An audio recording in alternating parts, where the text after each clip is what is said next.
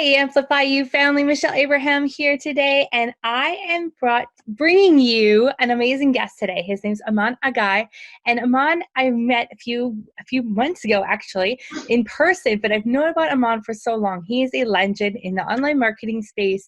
He has built so many different courses and programs over time, and he also has got a podcast that was just super successful, and how we're going to talk about today how he's relaunching it all. So I know you heard in the introduction more about Iman, and I want to dive more into your story, Iman. So tell us a little bit about you, where you got started in the online marketing space, and thank you for being with us here on Amplify You as our Ask the Expert interview. Absolutely. First of all, thank you very much for having me here, Michelle. I'm super excited for being on the show and sharing a little bit of my story and the history and everything with everyone on the call.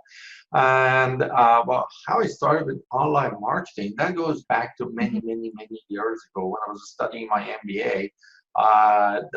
Back then, it was 2004, and there was this new thing called MBA in online business. And I was like, you know what, it seems like future, so I'm going to just study instead of executive MBA or other type of MBAs, I'm going to study MBA in online business. And kind of that's how I started my journey as like with online business and stuff like that. And I've done super cool stuff and projects back then about e-citizen, e-health, all type of things, like how to automate your entire life and everything else.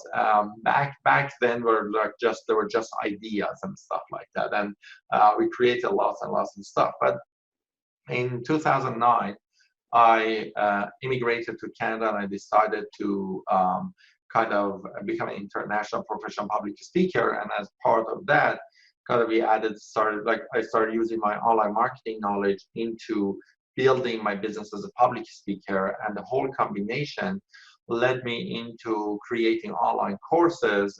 And a few months later, I knew that I'm known as one of the top 26 online marketers in the world, with being ranked like number 7 online marketer in the world by Webinar Jam and lots of other tools and stuff like that. I was just some mesh of a thing started and created this whole journey, which is a ton of fun. And right now I have 53 online courses, and my company does around 600 live events a year, and we do lots of webinars and lots of automated funnels on one side, lots of speaking gigs on one side, and then the whole thing is an automation system in the online marketing in between. But I'm a serial entrepreneur as well, so this is not only for one company, this is for between several companies that I have. But I also started everything in 2010, kind of like after I immigrated to Canada. The plan was that we moved to Canada and then my money follow us, and when we landed here, it didn't. And 2009 was right after 2008 recession, and I couldn't speak English properly at the time. So I started searching for one job after another, and kind of didn't find anything. And literally, when I started this business that I have right now, like Success Road Academy, I started this when I was 17 days away from becoming homeless. So sometimes when I talk to entrepreneurs and they say, I'm starting from scratch, I say, well, thank God you can still speak English. And, and you're just kind of not at the verge that you don't have the rent to pay or money to buy food. And that's where I started my business in 2010. After losing everything and restarting from scratch. So I've seen all sides of entrepreneurship, having no money, no connections, even not being able to speak the language, all the way to running multiple, like right now I'm running 3 7-figure companies. So anywhere from the beginning of entrepreneurship all the way to being what's called by the society the success. And anyhow, that's all. Wow. That's a big mesh of my journey. Just wow, like your story alone is just insane. Like I can't imagine what that was like, being that close to being homeless and not speaking the language and having to start all over again really makes the rest of us be like, what is our problem? We are not having excuses, right? Like, we can speak English and, we're not a few days away from being homeless. Like, holy smokes. Wow, your story is so inspiring. And I would love to back it right back up to there. What were the first couple of things that you did to get yourself out of that position and get going on the road to success? So technically, the morning of 17 days away from becoming homeless, there's a whole story, like all the details. I'm not going to go to all the details, but then 17 days away from becoming homeless, I knew like we were on the countdown. We were like 29 days, 28 days, 27 days. Like I knew if it hits the end of the month and we don't have the money to pay the rent and we don't have the money to buy food, like I knew like we had this countdown with my wife that we were heading toward becoming homeless. And like I was actually, there were times there was an area in downtown Vancouver called Hastings Street, and I actually like there were times that I was on a bus, I was passing Hastings, and I was imagining my life, like what's gonna happen, like how am I gonna survive on this street, and what we should sleep on, and like I was planning, like literally planning the homelessness and what's happening. And 17 days away, I I decided to start my own business. I said, if you don't give me a job, I'll build my own job, and I started my own business. Um, and the first thing I did, I knew that as a business owner, that first company was a web design company, and I said, as like you don't want to be a web designer who can speak English. You want to build some branding, something around your brand. So that night, I decided to start something called Vancouver Business Network. So I went on meetup.com, I started Vancouver Business Network, and in a matter of a second, I became the founder of Vancouver Business Network, who happened to have a web design company. You see, like there is a difference in the branding of that, right? And then that day I went to get a haircut and I talked to my hairdresser, like that was the first time I actually met this hairdresser. And the first question the hairdressers ask you is, what you do? And I just said, I help people to increase their sales from the internet. And he said, how do you do that? And I really didn't know what to tell him because just kind of like was still thinking about this. So just kind of right. But then I'm also good with marketing and online marketing. So I said, when you're done with my hair, we go to the cashier and I just show you. And went to the cashier, I get a pen and paper from him. And I started interviewing him as if he's an actual paying client and draw a website for him on a piece of paper. And he was very impressed. He said, I'm one of the most connected people in the industry, but I'm a hairdresser, but I know a lot of online marketers, and nobody has been able to explain this to me the way that you explained it to me. I was like, wow, great, and he's gonna buy something, but he didn't. So that was a disappointment. But then 3 days later, he called me. He's like, I'm sitting here with a person who has been trying to increase her sales from the internet for the past 3 years, and she hasn't been able to do it. Can you sit with her and talk to her? I said, absolutely. We went for coffee like half an hour later. And at the end of the conversation, she paid me $1,800 to design her website. And that $1,800 paid the rent of the month. I bought us some food. And then the month after, she paid me another $1,800 to build another piece of her business. And then long story short, like kind of like my wife got the job and I got more clients and and we started like continuing the whole thing. And I took the business to 6 figures in about 18 months, and that was the time that like people started noticing that I'm doing something different. So they started asking me about advice about how to build a business. And I started coaching one person and 2 people and 5 people and 10 people. And then my coaching business grew bigger than my web design and search engine optimization company.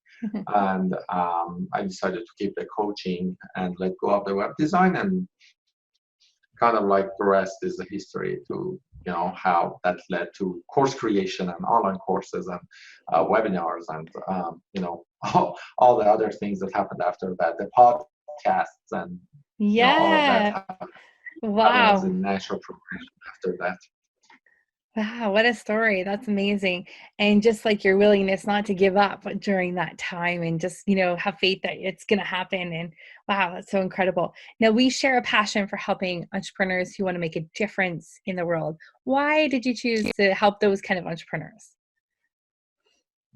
Oh, that goes to my childhood actually.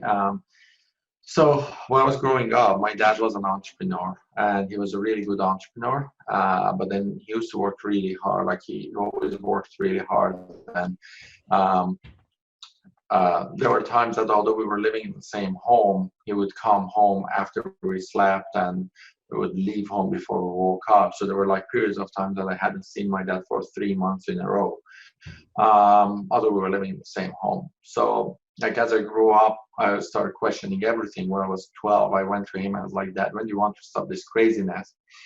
I said, kid, as soon as you turn 18, I'm going to retire. And I was the youngest kid at home. I said, as soon as you turn 18, I'm going to retire, which would make him 53. And I said, that's fantastic. I'm going to work so hard and, do everything, but then retire at 53. And then he wanted to buy an RV with my mom and then go travel to Asia and Africa and Europe and like see everything in the world. And so we're like really happy for them. And when I turned 15, my dad was diagnosed with a disease called ALS, also known as Lou Gehrig's disease. Mm-hmm. And for those of the audience members who don't know that, ALS kills the patient within 3 to 5 years. And when I turned 18, my dad passed away. And that was the time that he wanted to retire. So he never retired. He never enjoyed his life. He died with massive amount of regrets. And that shaped a passion in me to work with entrepreneurs to build a business that served their life purpose, not a business that is just good financially, but a business that every step of the way served their life purpose. And so that's just kind of like as the foundation of everything I did in my life since I was 18. Every company I had, every business I had, every thing I did was on serving entrepreneurs to build a business that is aligned with their life purpose and save them time and create automations and all of those stuff for them. Wow, your dad would be proud.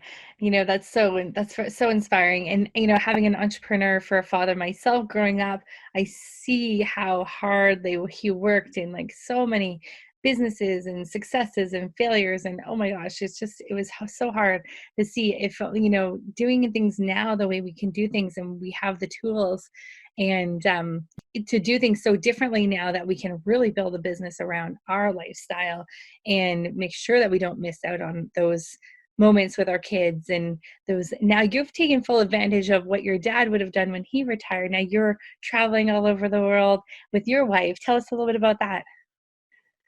Yeah, so my wife loves traveling, and she wants to see every country in the world. There are actually very few women who have seen every country in the world. I think there are like 14 or 15 women Wow. who have seen every country in the world, and my wife wants to be one of the first 100. So yeah, so over the past 2.5 years, we have been to 44 countries, and we're traveling a lot, and we enjoy traveling. Both of our businesses are online. My wife has her own business as well, and her business is online, and my business is online, and so we can be wherever we want, whenever we want, and yeah, it's always fun.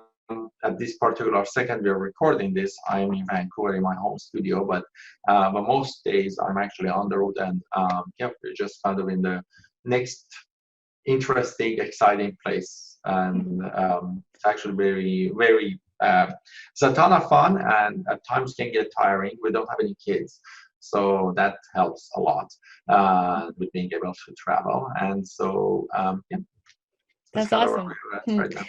Traveling is my next passion too. So I'm at 47 countries right now, but having two small children, it's kind of slowed down the numbers growing up there. But I love your wife's enthusiasm to reach to every country in the world. That's amazing. I love that.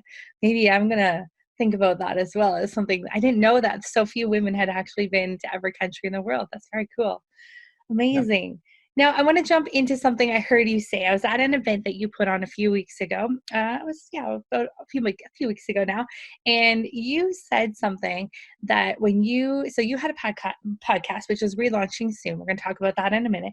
When you said something on stage that really sparked my interest and really made me go, wow, something that you put at the call to action at the end of your podcast. And I'm like, I've got to bring him onto the show, not only to share your amazing story and all the wonderful things that you're up to, but like this one thing alone, I think will change the lives of a lot of podcasters. So tell us a little bit about this call to action you have at the end of your podcast and what that did for your business. Perfect. So, first of all, one of the challenges that podcasters have, and now some of your podcasters may really don't like me because of what I'm about to say, but It's okay. I have many reasons, Um, a lot of podcasters have the podcast that is mainly on interviewing other people, and that's super fun and great. But then the challenge with that is monetizing that.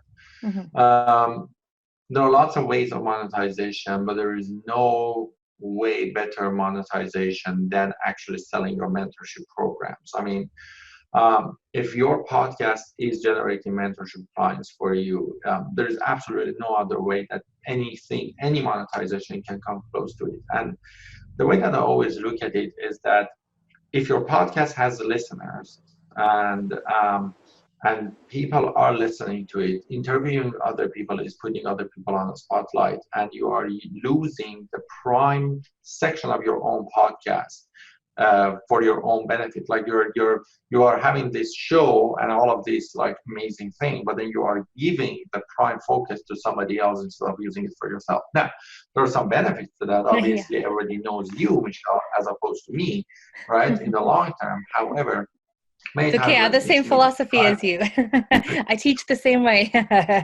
so as long as, but then with the podcast, that all the episodes are interview series, that's like, and I know that you have a different model, that you have like a couple of interviews and then one yourself, and a couple of interviews on yourself, right? Am I remembering this correctly? Right? Yeah, totally. So yeah. you do that, right?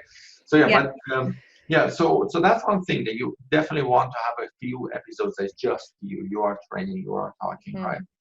And the next piece of that, the biggest place that I see podcasters lose money is on the call to action.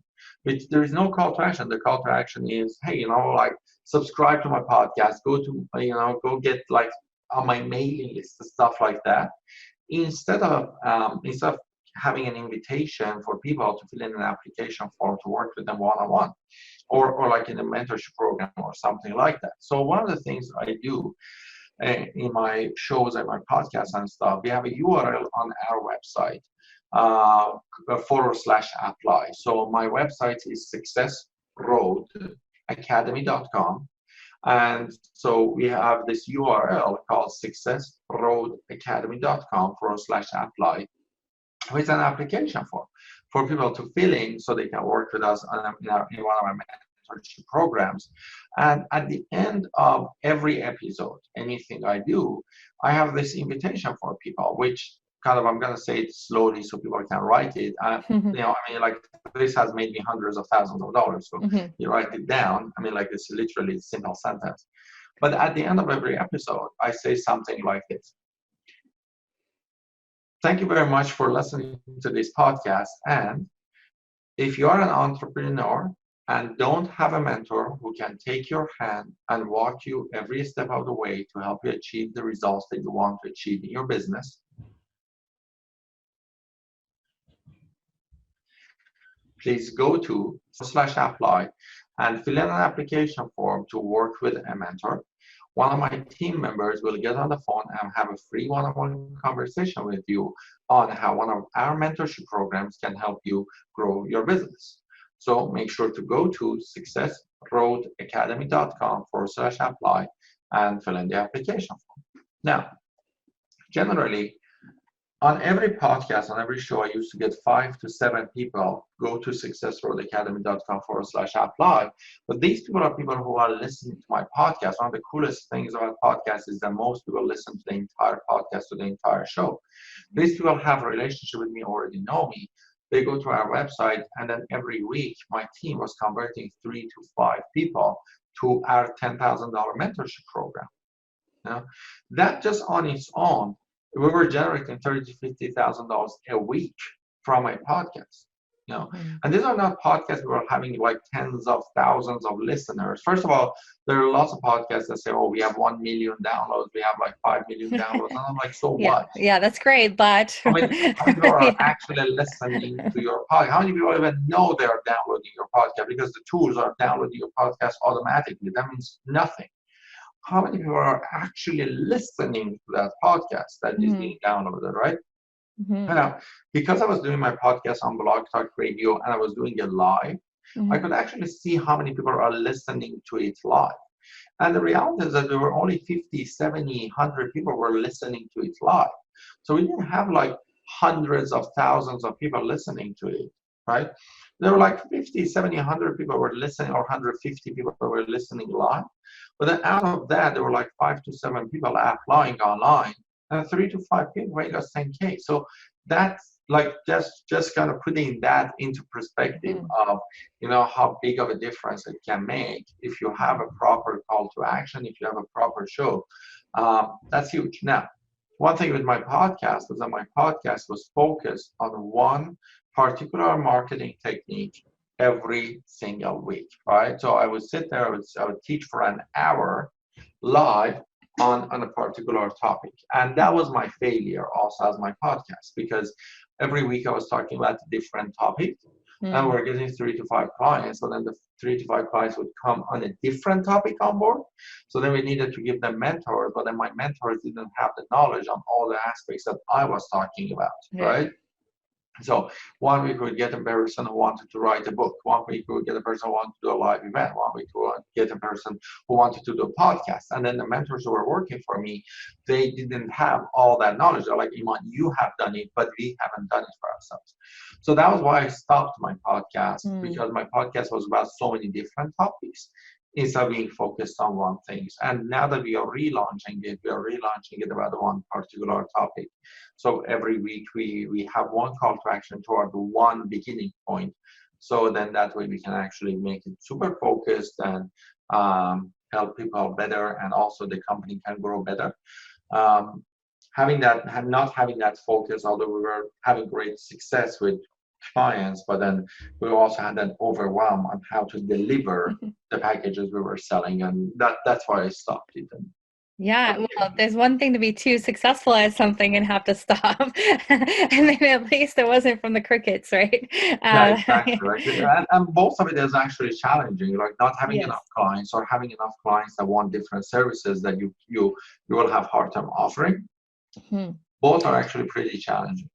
Absolutely. So going into this relaunch of your podcast, are there any, I know you were talking about relaunching your show. Are there any other strategies that you're using now this time around, which I'm assuming is a few years later than your first time around? Anything different that you've picked up along the way? Talking about first time around, first, then okay. So I was actually teaching a course called Credibility Mastery Bootcamp last weekend, and I was telling my students that, guys, sometimes you don't realize that overnight success is like it takes years and years and years. And Mhm. one of the things is that, for example, like this show that is being launched, I don't even know how many a show is going to be that I've launched in my life. I remember in 2010, probably that was the first show I did, or 2011, that was the first show I did, which was actually a live in-person interview with people. It was called Experts Marketing Cafe.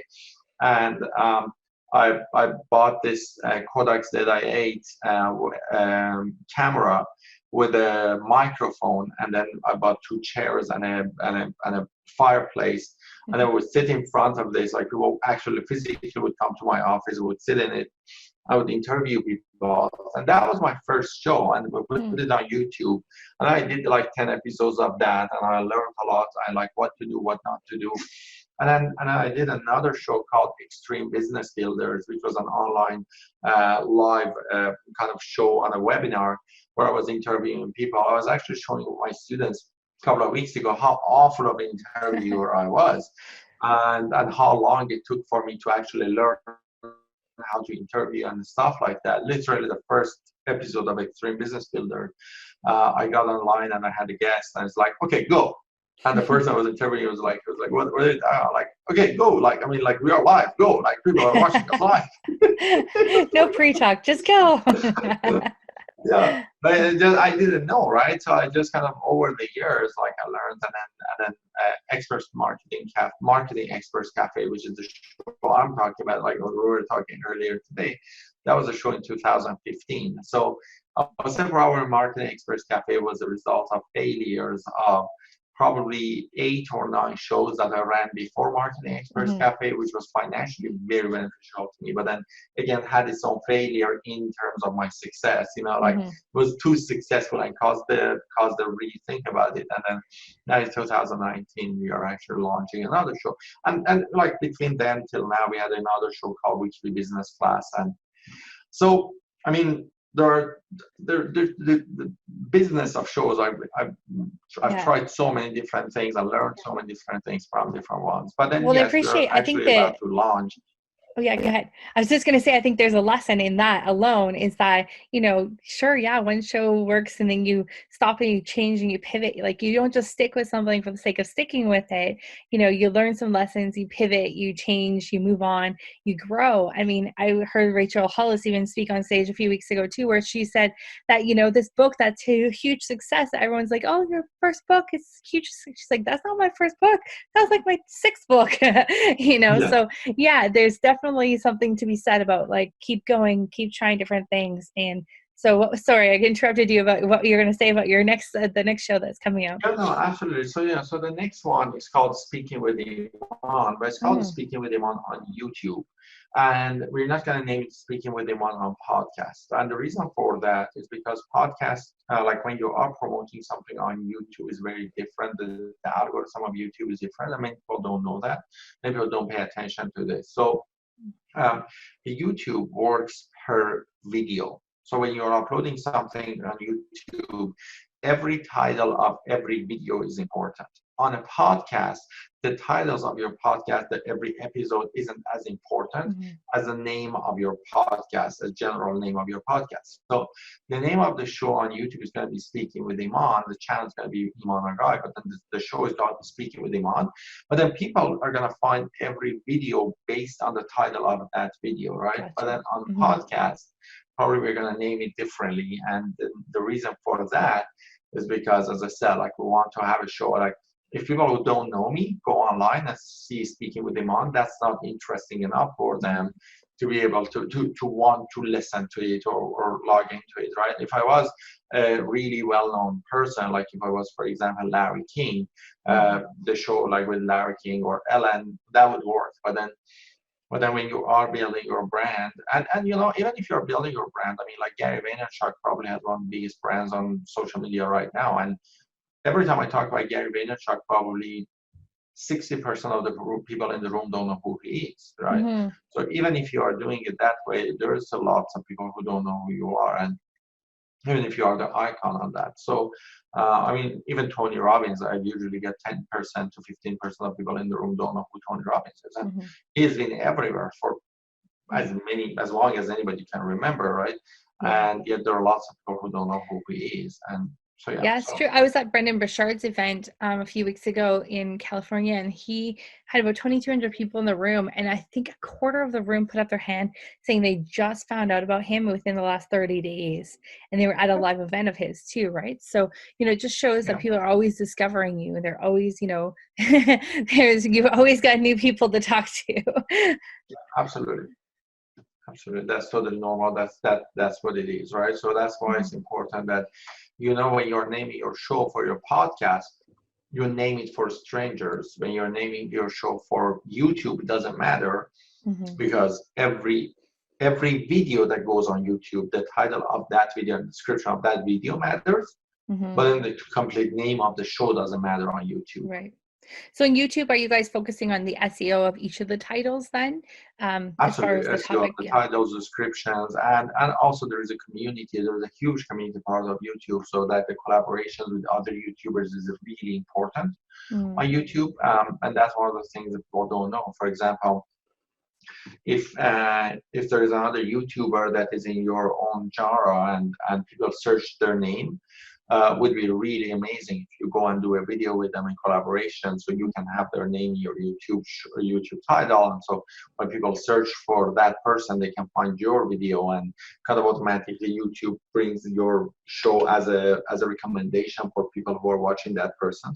Right. So then cross promote yourself through other collaborations with other YouTubers and lots of stuff like that. We are actually having another show coming out called Hopes of Humanity, and that's kind of like doing kind things in the world and recording Cool. and stuff like that. So yeah, so anyhow, so that's part of like collaboration becomes a very big part of building that relationship and stuff like that. Yeah, and that same strategy you can use in podcasting too, because when you go into the podcasting, for our listeners that don't know, when you go into the podcasting thing on Apple, they will also recommend other shows that your listeners also listen to. So some of our clients have been really smart with that, where they've gone, and that's where they found all their guests. So they've gone on to all the other people who have the same audience as them and interviewed them on their show and brought them on. So those would be the smart people to interview, in between you being the expert on your show, if you're going to have interviews at all. But I do like, so Iman, when you're thinking about creating a podcast this time around, are you doing like each episode is going to go deeper into the same topic, or is it kind of like a broader topic overall, and then each episode narrower on the same subject? So the episodes, some of them are going to be Q&A sessions Gotcha. about a particular topic. Some is going to be me teaching about that particular topic, and a few episodes will be me interviewing other experts. But then very few episodes going to be interviewing other experts, and mainly it's going to be me teaching and building the show. And that's for Speaking with Iman episodes. And then the Hopes of Humanity is all collaboration, and like it's a whole different format. It's not for experts. It's not for this space at all. So it's a passion project for you, I'm sure, that one. Yeah, that's awesome. Well, thank you so much, Iman, for coming on today. You've given us so many great nuggets of your story alone is just so inspiring, and so many great nuggets of things that have worked for you in the past, things that we should, think about adding. Guys, don't forget that call to action at the end. So important. Go back and rewind the podcast, listen to exactly what Iman said, and it worked for him, and it's really great. And so I love the idea too of focusing more, being specific about, your topic, and not trying to be the everything to do with marketing person, being specific about what you talk about too, and helps you in the back end fulfill those programs and services. So Iman, thank you so much. We look forward to your new podcast coming out. We'll put links to it in our show notes.